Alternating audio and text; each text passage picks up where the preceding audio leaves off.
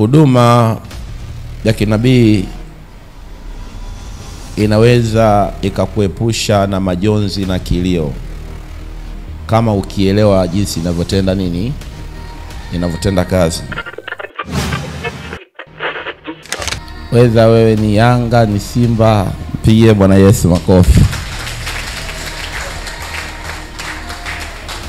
Unajua ukiwa uweponi mwa Bwana inabidi utulie tu. Amen. Na amani ya Kristo, maandiko yanazungumza, itawale mioyoni mwenu. Sema amani ya Kristo siku ya leo itawale moyoni mwangu. Rudia tena, sema amani ya Kristo siku ya leo itawale moyoni mwangu. Unajua nimegundua tangia siku ya juzi ya kwamba kuna watu wengine amani zao hazijakaa sawa sawa. Amen. Inua sauti yako unapoenda kumshukuru Mungu wetu na Baba yetu wa mbinguni.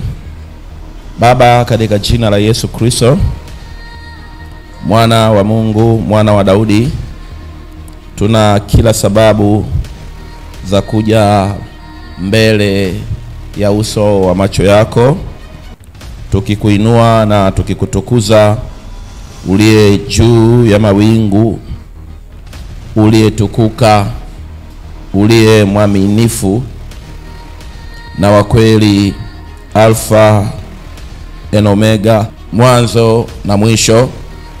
Tunasema asante Bwana kwa jinsi na kwa namna ambavyo umeachilia kibali katikati yetu.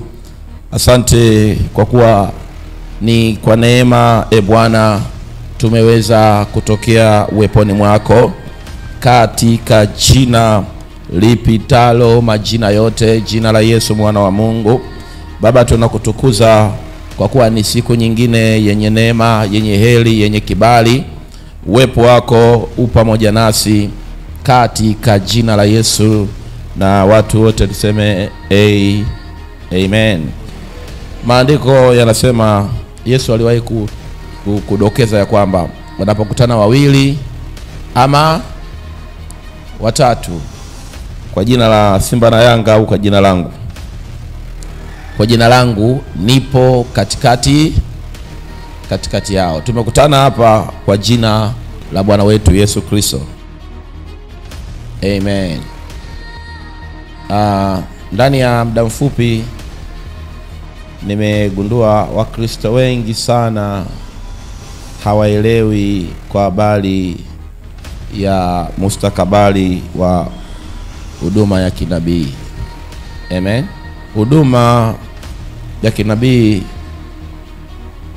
inaweza ikakuepusha na majonzi na kilio kama ukielewa jinsi inavyotenda nini, inavyotenda kazi. Kukinzana na maneno ya unabii ni kujitafutia maumivu pasipo sababu. Nimesemaje? Kukinzana na maneno ya unabii ni kujitafutia maumivu pasipo sababu. Nabii ni mtu ambaye ameinuliwa kutabiri yanayofurahisha na kuweka bayana yanayoumiza.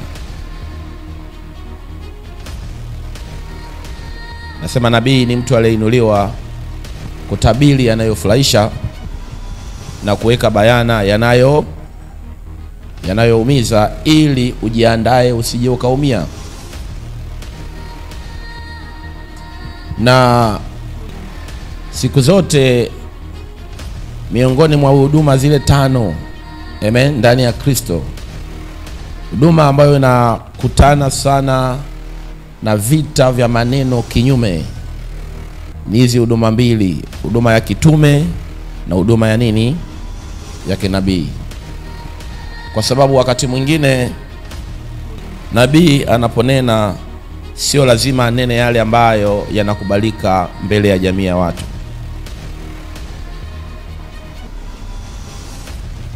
Ukiona nabii kila anachonena kinakubalika mbele ya jamii ya watu, huyo ni muhuni. Amen. Yaani huyo ni mtu ambaye anaangalia upepo unaendaje. Hallelujah. A genuine prophet is called to be fought. Mwambie jina yako, nabii halisi ameitwa ili apingwe. Lakini haijalishi utampinga vipi nabii, yale ambayo ameyasikia kutoka kwa Bwana lazima yatimie.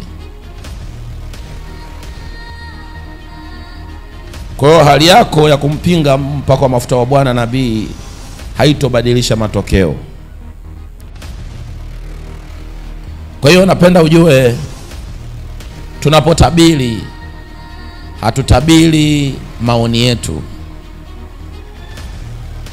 Mwambie jina yako, nabii anapotabiri hatabiri maoni yake.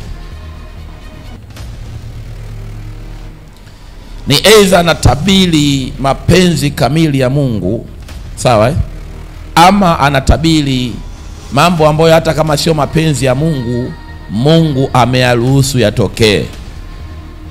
Hivi vitu viwili unatakiwa kuzingatia. Ni aidha nabii anatabiri mapenzi kamili ya nini? Tunapozungumzia mapenzi kamili ya Mungu, ni Mungu anataka nini na ameamua nini. Amen. Lakini yako mambo ambayo Mungu anaweza akayaamua yatokee na sio mapenzi yake. Unakumbuka wakati shetani anazungumza na Ayubu, anazungumza na Mungu kwa habari ya Ayubu, kitabu cha Ayubu sura ya 1. Mungu akamuuliza shetani, umetoka wapi? Akasema, nilikuwa nimetoka kuzurura dunia nzima. Si ndio? Mungu akamwambia, je, umemwona mtumishi wangu Ayubu katika kuzurura kwako? Akasema, ya, nimemuona, lakini nimeshindwa kufanya chochote kwa sababu umemwekea ulinzi yeye na mali zake. Si ndio? Au shetani akajaribu kumshawishi Mungu, ondoa ulinzi uone kama Ayubu atakucha wewe. Bwana akawaza akasema, hebu ngoja labda niruhusu hicho kitu kiwe. Amen. Akamwambia, okay, fanya unachotaka kufanya, kasoro tu roho yake usiiguse. Je, yale alikuwa ni mapenzi kamili ya Mungu? Aliruhusu. Sema aliruhusu. Na ndio maana shetani alileta sintofahamu zote na kumpiga magonjwa yasiyo na dawa, lakini Ayubu hakufa. Clap your hand for Jesus. Mpigie Bwana Yesu makofi. Kwa tunapotabiri kwa mfano habari za Simba na Yanga, matokeo ya mpira, hatuweki mawazo yetu. Amen. Nilikuwa naambia mke wangu leo, mimi niliacha mambo ya ushabiki wa mpira na kucheza mpira nikiwa darasa la 4. Lakini ajabu inakuja pale ambako Mungu anazungumza nami kwa habari ya mambo ya nini? Ya mpira. Na nikamwambia tarehe 2 mwezi wa 2, si ndio? Nikaona watu, sema nikaona watu wanaongea kinyume na watumishi wa Mungu wanaotabiri mambo ya mpira. Wanatabiri mambo ya mpira. Ni manabii wa uongo. Kwa nini wasizungumze hivi na hivi? Haleluya. Alafu mimi nikawafuata, nikamwambia, nikawaangalia. Baadaye wakaacha kuongelea vibaya watumishi wa Mungu, wakaanza kuongea wenyewe. Leo hii tunawachapa goli 3 nakwambia. Mwingine anasema leo tuchape goli 3 tunawapiga goli ngapi? Nikawauliza, nyinyi mmekuwa mkipambana na watumishi wa Mungu, si ndio?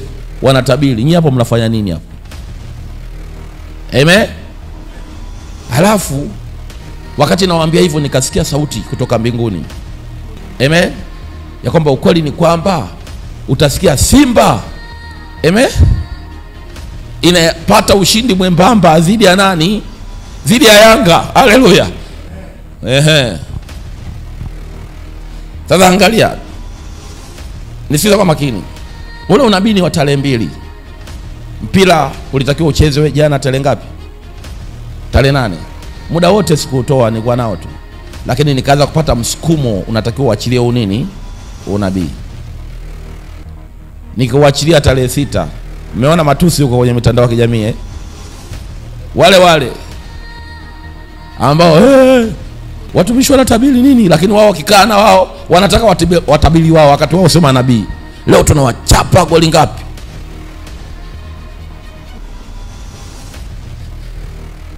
Amen. Kwa leo miongoni mwa mambo mengine nitazungumzia kwa habari ya kuahirishwa kwa mechi ya Simba na nani? Na Yanga. Mpigie Bwana Yesu makofi.